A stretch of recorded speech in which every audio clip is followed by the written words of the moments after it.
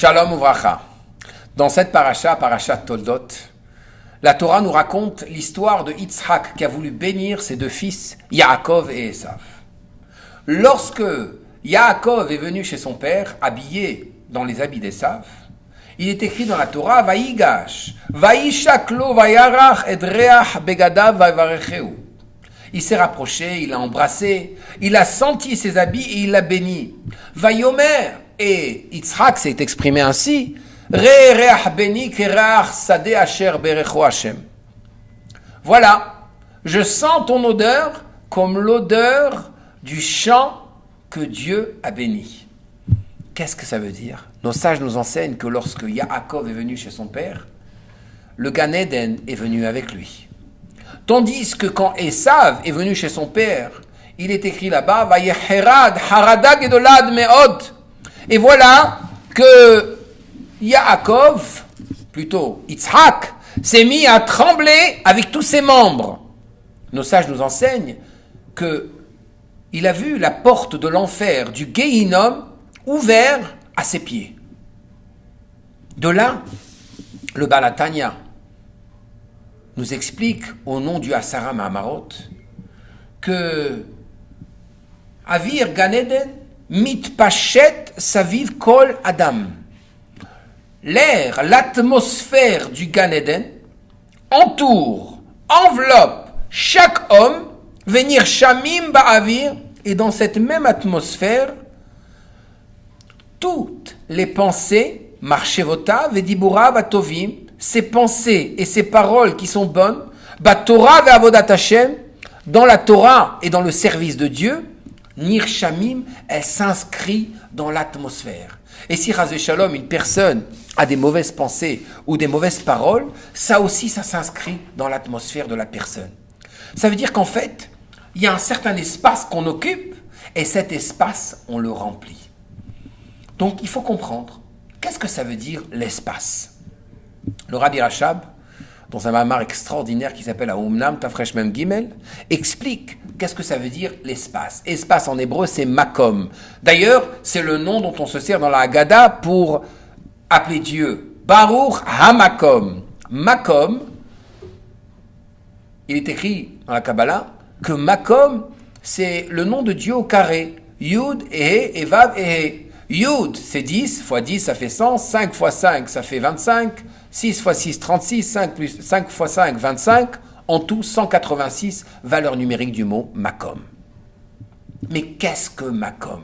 Qu'est-ce que l'espace? Comment on le définit? Le Rabbi Rachab explique qu'il y a 3 explications. 3 définitions.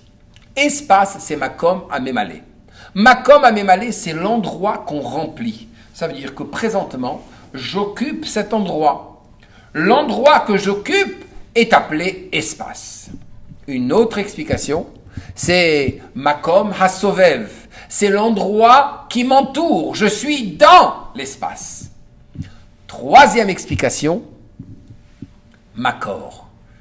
Une traduction en araméen traduit le mot Makom par le mot Makor qui veut dire la source.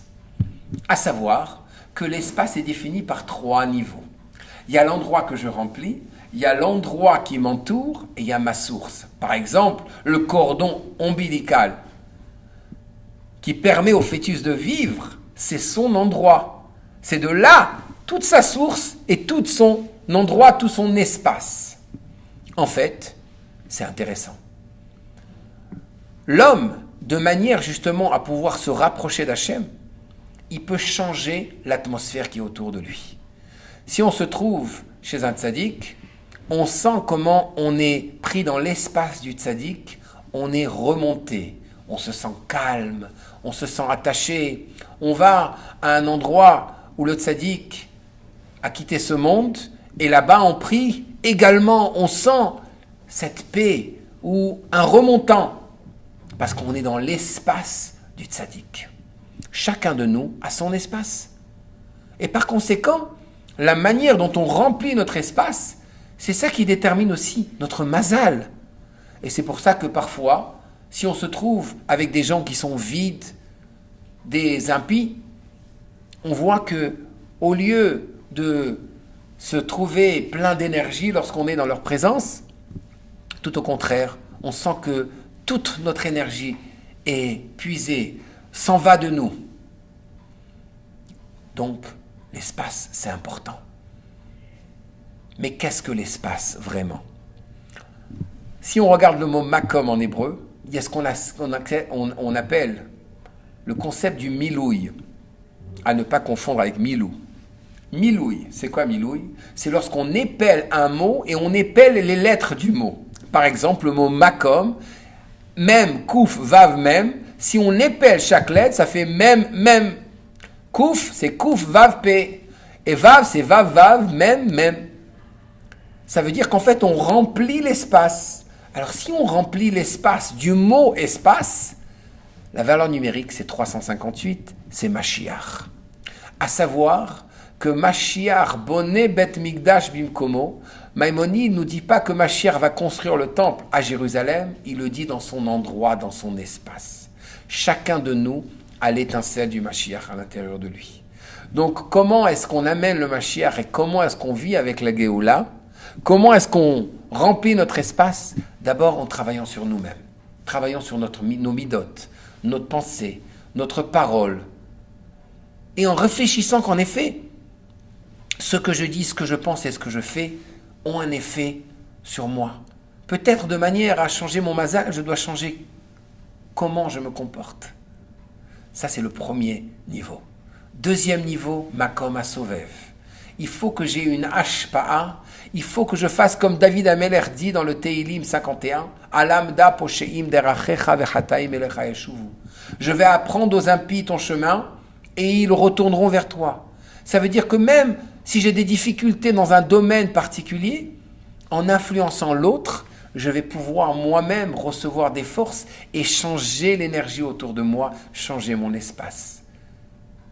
Troisième niveau, c'est de s'attacher à sa source.